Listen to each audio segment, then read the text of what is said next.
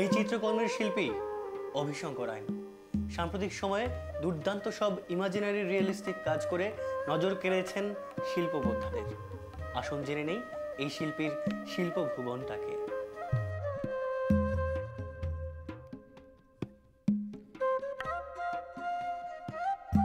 একদম ছোটোবেলা থেকে ছবি আঁকি। তো স্কুল কলেজে যখন উঠেছি তখনও সবাই জানে যে আমি ভালো ছবি আঁকতে পারি। আর আমার ছোটোবেলা থেকে প্ল্যান ছিল একটা বড় আর্টিস্ট হবো। আমার বাবা নিজেও একজন আর্টিস্ট, ডিজাইনার।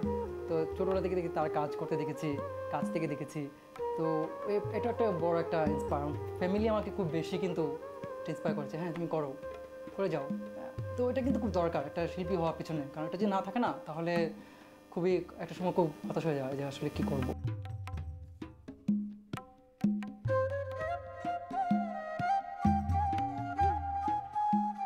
এরকম দুটো বিষয়টাকে একসাথে নিয়ে এসে তো এক ধরনের পুরো কন্ট্রাস্ট। শুধুমাত্র তা না যে গ্রামের জায়গাটা গ্রামে পড়ে রইলো আর শহর এইটার জায়গাটা মাঝখানে ওইটা জিনিসটা দিয়ে একটা কনফিউজ করে দেওয়াটা, যে তার ওরা বিচরণ করছে এদিক দিয়ে এসে, এবং ওর যে এক্সপ্রেশনটা তাকিয়ে আছে দিক দিয়ে, হ্যাঁ সে একটু মানে কনফিউজ যে আমি তো ওখানে খাচ্ছিলাম, খেয়ে আবার হঠাৎ করে এখানে আমি কী দেখছি।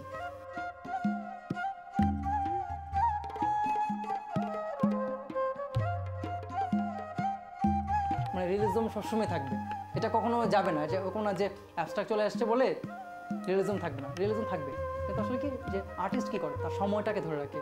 তো আমি তো এই ধরনের কাজগুলো অনেকটা তো সাররিয়ালিজম থেকে আসা মনে হবে, কারণ আমি আসলে রিনি ম্যাগরিটের প্রথম দিকে তো রিনি ম্যাগরিটের ধারা খুবই প্রভাব ছিলাম। তো রিনি ম্যাগরিটের কাজ দেখলে না আমি না ভাবতাম কি যে এই কল্পনাটা সীমা আছে, বাট দালির কাজগুলো দেখলে মনে হয় কি যেটা এত এক্সট্রিম যে ওটা একটা পড়েই যায়।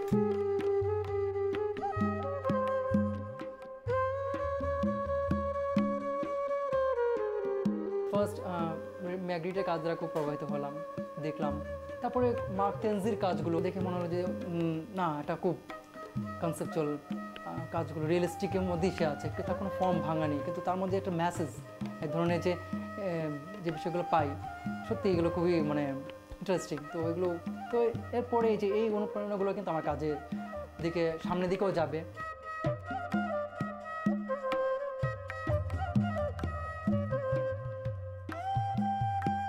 ট্রাভেল করতে আমি খুব পছন্দ করি। যখন এই সময় পাই ছবি আঁকার, যখন বোর হয়ে যায় ছবি আঁকতে যেতে একটা কোথাও ঘুরে আসি।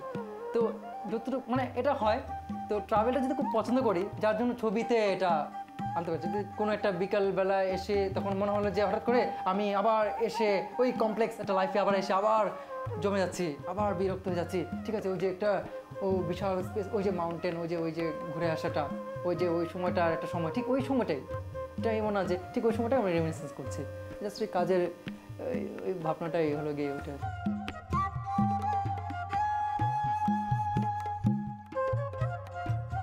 নেক্সট প্ল্যান আছে সোলো করবো। সো নেক্সট ইয়ারের জন্যই প্রিপারেশন হচ্ছি। তো ছবি আঁকার দিকেই মনোনিবেশ করছি সবসময়, সারাদিন ছবি আঁকা। তো নেক্সট প্ল্যান সোলোটা করি, তাহলে দেখা যাক।